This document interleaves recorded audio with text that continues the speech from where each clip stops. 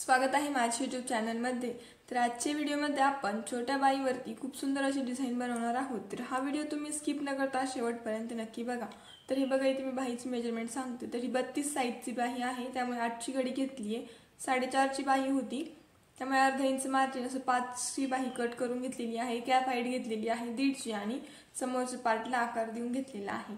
तर यावरती आता आपण डिझाइन बनवणार आहोत। तर त्यासाठी खालच्या साइडने वरती 1 इंच घ्यायचा आहे आणि वरच्या साइडने जोडण्यासाठी अर्धा इंच सोडून द्यायचा आहे किंवा मग पाऊण इंच पण सोडू शकता।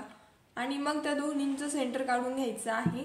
ठीक आहे, अशा पद्धतीने आणि सेंटरला मार्किंग करून घ्यायची। मग सेंटर मधून आतमध्ये 1 इंच घ्यायचा आहे किंवा मग जर तुमचा दंडघेर मोठा असेल तर तुम्ही 1.25 इंच घेऊ शकता, 1.5 इंच घेऊ शकता किंवा मग दंडघेर छोटा असेल तर पाऊण इंच पण घेऊ शकता। तर इथे मी 1 इंच घेतलेला आहे। तर आता आपण याला बाहीचा आकार देऊन घेणार आहोत। तर हे बघा, अशा पद्धतीने आकार द्यायला सुरुवात करायची आहे। खालच्या साइडने असं वरती घ्यायचं आहे आणि वरती मग शंकरपाळ्या टाइप आपल्याला इथे आकार देऊन घ्यायचा आहे। ठीक आहे, तर हे बघा अशा पद्धतीने आणि मग याला आपण आता कट करून घेणार आहोत। तर अशा पद्धतीने आपल्या बाहीचा आकार देऊन घ्यायचा आहे। तर लगेचच या आकाराचे आता आपण कटिंग करून घेणार आहोत आणि मग स्टिचिंग करायला सुरुवात करणार आहोत। तर ब्लाउज पीसच्या कापडाची पण मी बाही कट करून घेतलेली आहे। तर हे बघा, इथे खालच्या साइडने मी कट केलेला नाहीये, ती बाही स्टिच केल्यानंतर कट करू म्हणजे आपल्याला शिवताना सोपं जाईल।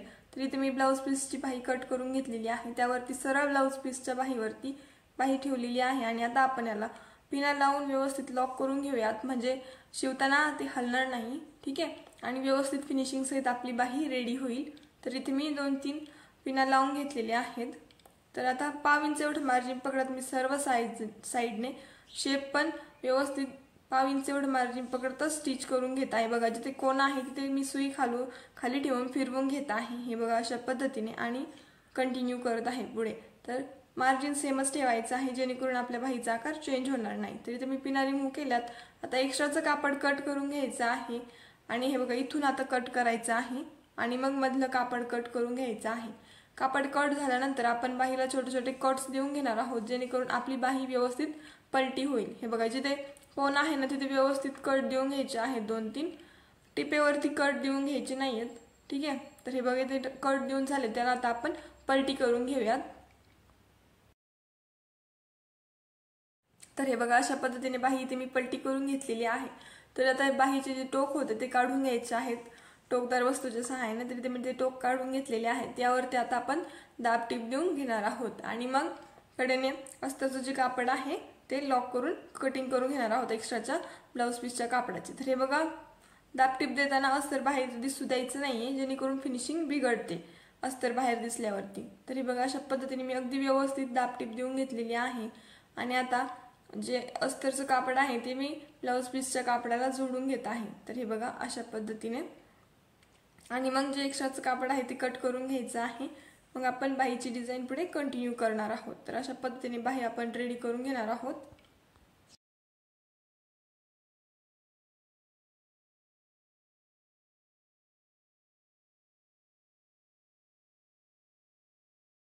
तर हे बघा, इथे आपली फिनिशिंग देऊन झालेली आहे बाहीला। तर याला आता मी नॉट्स लावून घेणार आहे खालच्या साइडने आणि ती मी अगोदरच बनवून घेतलेली आहे। साडीतील कापड घेतले आणि ब्लाउज पीस मधील कापड। तर अशा पद्धतीचे इथे लटकन बनवून घेतलेले आहेत 2। तर ते इथे आपण लावून घेणार आहोत। जर तुम्हाला याच्यावरती लेस लावायची असेल तर तुम्ही लेस पण लावू शकता, म्हणजे बाहीच्या ज्या डिझाइन वरती।